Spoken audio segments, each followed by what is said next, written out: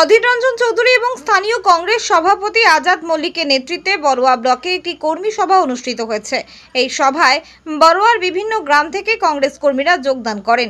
সভার উদ্দেশ্য আসন্ন 2026 সালের বিধানসভা নির্বাচনকে সামনে রেখে কর্মীদের মনোবল বাড়াতে এবং তাদেরকে একত্রিত হয়ে কাজ করার জন্য অনুপ্রাণিত করতেই এই কর্মী সভার আয়োজন করা হয়।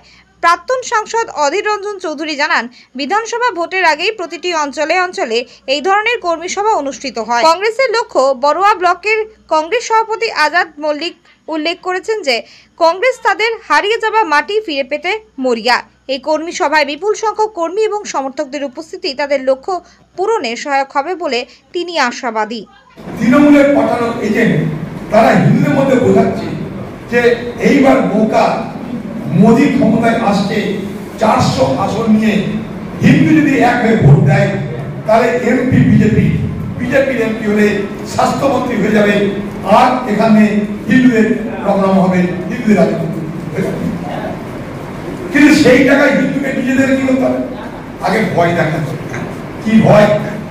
ওই দেখো মুসলমান আমাদেরকে মারতে চাইছে। কি করে? তৃণমূল পার্টির মুসলমান এমএলএ তাকে দিয়ে বলানো হলো কি 70% মুসলমান 30% হিন্দু। মুসলমান মনে করলে হিন্দুকে মেরে জলে ভাসিয়ে দিতে পারে। ঠিক তার আগে কি করা হলো? রামনবমীর দিনে একটা মিথ্যা রাইট লাগিয়ে দেওয়া। কোথায়? শক্তিপুরে। সে রাইট ঠেকালোকে অধীর চৌধুরী। রাত্রি 3টের মধ্যে 3 ব্যাটালিয়ন ফৌজ পাঠিয়ে রাইট থামিয়েছে। তারপর দিন সেই এলাকায় পুলিশ বদমাইশি করে আমাকে ঢুকতে দিল না, কারণ আমাকে ঢুকতে দিলে সব জানাজানি হয়ে যাবে। প্রচার শুরু হয়ে গেল কি এই দাঙ্গা দেখো মুসলমানরা লাগিয়েছে। দাঙ্গা মুসলমান লাগানি, দাঙ্গা লাগানো হয়েছে। দাঙ্গাটা ইচ্ছা করে লাগানো হয়েছে তৃণমূলের নেতা আর পুলিশের মদতে। পুলিশে যারা মদতকার তারা কিন্তু হিন্দু আর তৃণমূলের লোকাল নেতা মুসলমান। দাঙ্গাটা লাগানো হলো কেন? হিন্দু মুসলমানের দাঙ্গা লাগিয়ে এলাকায় নির্বাচনের বাতাবরণকে বিষাদ। দাঙ্গা থেমে গেল, থামলে কি হবে? দাঙ্গা থামাতে দেওয়া হবে না, তাহলে হাওয়া থামবে যাতে হাওয়া না থামে। তাই তৃণমূলের দলের মুসলমান এমএলএ তাকে দিয়ে বলানো হলো কি হিন্দু 30% মুসলমান 70%।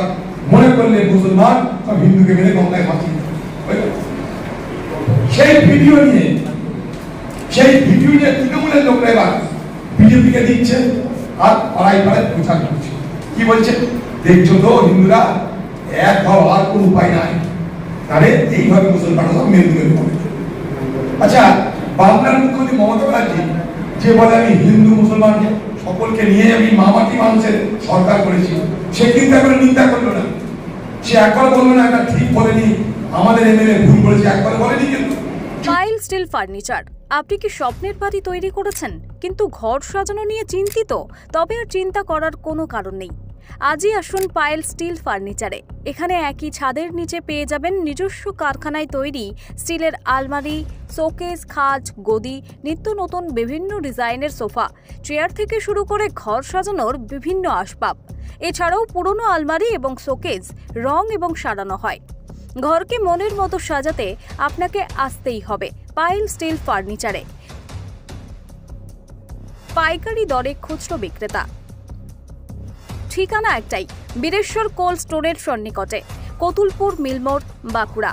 যোগাযোগ করুন আমাদের এই নাম্বারে 9733175018।